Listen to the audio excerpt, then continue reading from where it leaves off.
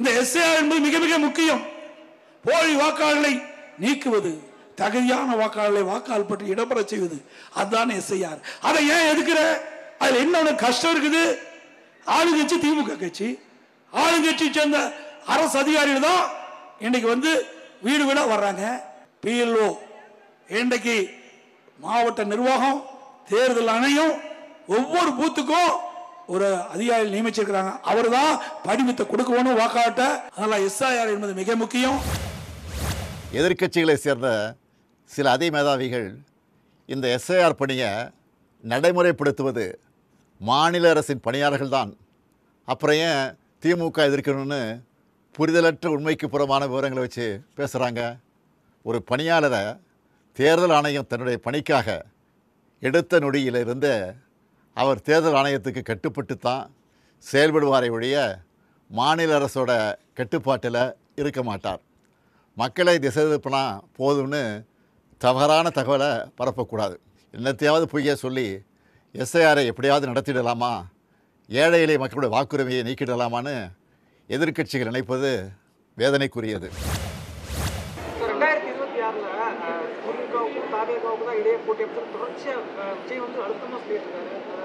அது அவருடைய கருத்து, அவர் தான் கேட்கணும். அழுத்தமாக சொல்கிறது காரணம்னு அவரை கேட்கணும். ஏன்னா அவங்களுக்கு அனைத்து இந்த அண்ணா திராவிட முன்னேற்ற கழகத்தை பிடிக்காதனால அவங்க அந்த கருத்தை பதிவு பண்ணிட்டு போவாங்க. வேறு ஒன்றும் பேசுறதுக்கு ஒன்றும் இல்லைல்ல.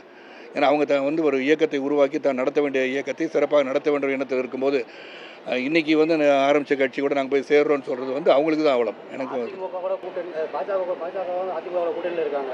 தொடர்ந்து அதிமுகலேருந்து ஒவ்வொரு முக்கிய தலைவர்களும் வெளியே வந்துகிட்டே இருக்காங்க. தேர்தல் இது வெற்றி சாத்தியமாகும். அதான் 2026 தேர்தலுக்கு முன்பு என்ன நடக்குதுன்றது தெரியாது. நாளைக்கு என்ன நடக்குது உங்களுக்கும் தெரியாது, எனக்கும் தெரியாது. இந்த படிவத்தை ஃபில்அப் பண்ணி கொடுக்கணும். கொடுக்கலட்டா என்னங்க ஆகும் அப்படின்னா சங்கு ஊதிடுவாங்க. ஓட்டு என்ன ஊதுவாங்க? அவன் ஃபார்ம் ஃபில்அப் பண்ணி கொடுக்கலன்னு வச்சுக்கோங்க. இப்ப இதை இந்த பிரிண்டட் ஃபார்ம் உங்களுக்கு 2 ஃபார்ம் கொடுப்பாங்க. இதுல பேர் இருக்கும். என்ன பழனிசாமி மீச எவ்வளவு பெருசு வச்சிருந்தாலும் ஓட்டு போட முடியாது. இதை பூர்த்தி செஞ்சு கொடுத்தாதான் போடணும். அப்படியே கையை கொண்டு கன்னத்துல வைங்க. இப்ப எத்தனை பேர் கன்னத்துல வச்சிருக்கீங்க, எத்தனை பேர் நாடியில வச்சிருக்கீங்கன்னு பாருங்க. ஏன்னா மொட்டை மண்டை நீ முன்னாடி நாடியில வச்ச, நாங்களும் வச்சோம். ஆனா நான் என்ன சொன்னேன்? கன்னத்துல வைங்கன்னு சொன்னேன். ஆனா நீங்க என்ன நினைச்சீங்க? அவன் என்னத்தையோ சொல்லிட்டு போறாங்க, என்ன செய்யறான்னு பார்த்தா அதை நம்மளும் செய்வோம். இதான் ஹியூமன் சைக்காலஜி. இங்க இத்தனை பேர் தலைமை கழகத்துல இருந்து மெட்ராஸ்ல இருந்து இங்க ரூமை போட்டு உட்காந்து பேசினா கை தட்டுறதுக்கு யோசிக்கிறீங்களா சாமிகள்? அதெல்லாம் நல்லா இருக்கா? என்னை பொறுத்தவரையிலும் இளவரசரை போல என்றைக்கும் இருந்ததில்லை. எளிமையான வாழ்க்கை நடத்துபவன். அப்படி நடத்திய காரணத்தின் அடிப்படையில் தான் 3 முறை வாக்காளரை தேர்தல் களத்திலே வருகை தந்து கேட்பதற்கு நேரமில்லாத நேரத்தில் நீ எங்கள் வீட்டு பிள்ளை என்ற முறையில் அனைவரும் வாக்களித்து வெற்றி பெற்ற வரலாறு இந்த தொகுதியிலே இருக்கிறது. தொடர்ந்து எனக்கு பல்வேறு சங்கங்கள் சார்பாக கடிதங்கள் எனக்கு வழங்கப்பட்டிருக்கிறது. ஒவ்வொருவரும் கண்ணீர் சிந்துகின்ற அளவிற்கு அந்த கடிதங்கள் அங்கே இருக்கிறது. உங்களுடைய தியாகத்தை பற்றி, உங்களுடைய உழைப்பை பற்றி, நீங்கள் செய்கின்ற சேவையை பற்றி யாரும் கொச்சைப்படுத்திவிடக்கூடாது என்ற முறையில் கடிதங்கள் வழங்கப்பட்டிருக்கிறது.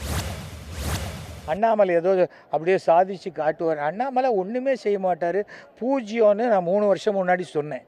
அப்போ எல்லாரும் என்னமோ நினச்சிங்க நான் ஏதோ அண்ணாமலைக்கு விரோதின்னு.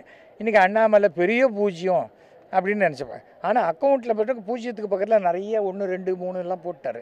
அது வேறு விஷயம். அதை அமித்ஷா பார்த்து அது என்ன உண்டோ செய்வார். ஆனால் கட்சி வளரவே இல்லை. பிஜேபி என்பது தமிழ்நாட்டில் இன்னும் வளரவே இல்லை. சும்மா 10 பேரை சேர்த்து வச்சுக்கிட்டு அவன் வாங்கின 80 மார்க்கு 90 மார்க்கெல்லாம் வச்சுக்கிட்டு நான் வாங்கின 88 மார்க்குன்னு சொல்கிறது. அந்த 3% தாண்டி பிஜேபி இன்றைக்கி தமிழ்நாட்டில் இல்லவே இல்லை. அதுவும் பிஜேபி என்பது மிகப்பெரிய ஒரு பாறாங்கல். அதை கட்டிக்கிட்டு யார் கூட்டணியில் குதித்தாலும் குதிக்கிறவனுக்கு தான் நஷ்டமே தவிர அந்த கல் அப்படியே தான் இருக்கும். ஏன்னா அது அதே 3% தான் இருக்க போகுது. நாங்கள் இப்போ வரைக்கும் அதிமுக கூட்டணியில் இருக்கிறோம். சட்டமன்ற உறுப்பினர் பணியாற்றி இருக்கோம். எங்களுடைய கட்சியினுடைய பொதுக்குழு ஜனவரி மாதம் கடைசியாக இருக்குது. நாங்கள் இன்றைக்கி வளர்ந்துருக்கிற விதம், நாங்கள் இருக்கிற பலமாக இருக்கிற விதம் கண்டிப்பாக 5 சீட்டுக்கு கம்மியாக தான் நாங்கள் கேட்போம். கண்டிப்பாக கேட்போம். உடனுக்குடன் செய்திகளை தெரிந்து கொள்ள சன் நியூஸ் பெல் ஐகானை கிளிக் பண்ணுங்க.